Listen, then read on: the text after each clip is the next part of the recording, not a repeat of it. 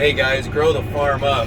The dangest thing happened to me this morning when I was filling my planter up, and I want to tell you about it and share it with you. Boy, it was just confusing and interesting all at once on this Memorial Day weekend where we give remembrance to those that have served and paid the ultimate sacrifice, and we also give remembrance to those that are close to us that are no longer with us. So I wanted to explain to you guys what happened to me this morning when I went to fill my planter. I am here planting the last about 50 acres of hybrid seed corn, which we have traditionally called male parent and female parent, and the male parent hybridizes and pollinates with the female parent. Now I could hear a low murmur and a rumble in the bags as I got them close to the planter this morning. When I opened the first bag, just protest right into my face about how they shall not be labeled as traditionally labeled as a female parent or a male parent. They said, "We are millennial seeds. We shall not be labeled male or female." And so then I opened a few more of what was traditionally known as the female bags, and every single one of them, massive protest. So I left those bags sit there for a minute while they tried to determine what pronoun I was to use with them.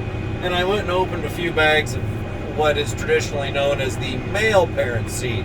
Now when I opened those, same, just millennial uproar of protest in my face about how we shall not be traditionally labeled by your traditions.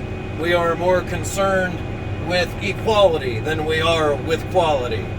And I chuckled to myself. And as I looked through these mail bags of corn a little bit more, I noticed there were some empty soy latte cups. Now, I'm not planting soybeans today. No, I'm planting corn. I know it. But somehow, some way, soy lattes made their way into those mail bags of corn. Because they basically told me, they said, we really don't care that much, but just go ahead and label us whatever the female corn wants us labeled as, And the thing that really threw me for a loop, and this is what I need your help on, they kept changing. So as soon as I poured a bag that we agreed to use the pronoun they or them, but they would identify as female, thankfully.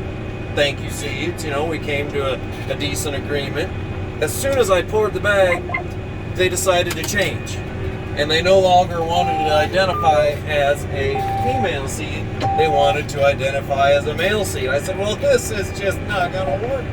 I mean, physiologically, just like since the beginning of hybrid seed corn and pretty much the beginning of humankind, it's taken one female and one male human to make another human.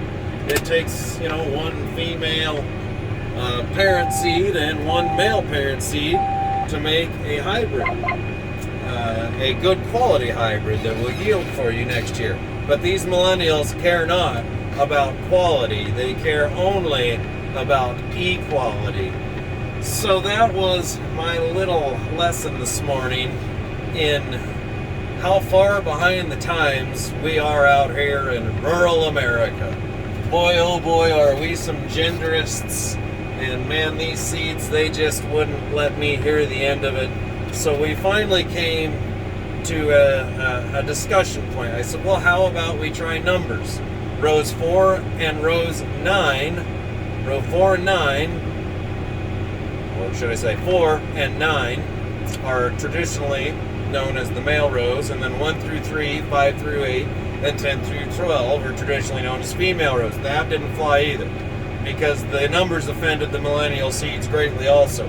Well, does number 1 somehow, is that better than row 12? We can't have numbers. And so now I'm going, okay, so I can't number the seed, I can't keep track and label you male or female seed. What is a seedsman to do? And I realized that we have this massive conundrum on our hands as seedsmen and as the seed industry as a whole. We have to come up with a new name for male and female inbred seed corn for us hybrid seed corn producers. Otherwise, we are behind the times and will be protested.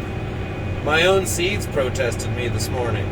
Now, I strongly suspect when I was talking to some of these seeds, most of them had at least visited or been to the West Coast in California. Many of them, New York and the East Coast also. Some of them even tried to explain to me the ins and outs of Karl Marx. I don't know where. I guess the economics came into it when I explained to them that if I'm not able to plant you properly, I will go broke. And then they tried to give me Karl Marx back, and that just the dangest thing that you could come up with. So I said heck with it. I put my foot down and said, we're planting you as non-gender neutral today. So as you can see here, about minutes ago, we'll flip around, about 80 heat units ago, I planted the male corn in rows 4 and rows 9, and I planted half of it. So today I'm planting about 18,000 male corn in rows 4 and 9, and the rest of the planter is planting female at about 37,000. We'll check row 4, the other them, they, or thus corn. So what shall we, and I ask you to please leave in the, what shall we call these rows of corn? And what do I do when they change their gender identity mid-season? Oh my goodness. And it just made me think how far behind we are, clinging to our traditions, thinking that there's such thing as male and female, and how ignorant we are. I just wanted to give you guys a quick Grow the Farm Up Memorial Day weekend to try to lighten the mood a little bit. Weekend video to lighten the mood up a little bit. I know Memorial Days are heavy for a lot of us. I know they are for my family and everything we've been through. I'm sure it's no less for you and your family. I wish you all the best and blessed Memorial Day. I hope you got a good laugh. And hey, let's see. Maybe I can get canceled from YouTube. That would be just fine with me, because I really don't care that much about YouTube. So, planting non-gender neutral seed in southeast Nebraska. Grow the farm up, guys, and have a good Memorial Day weekend.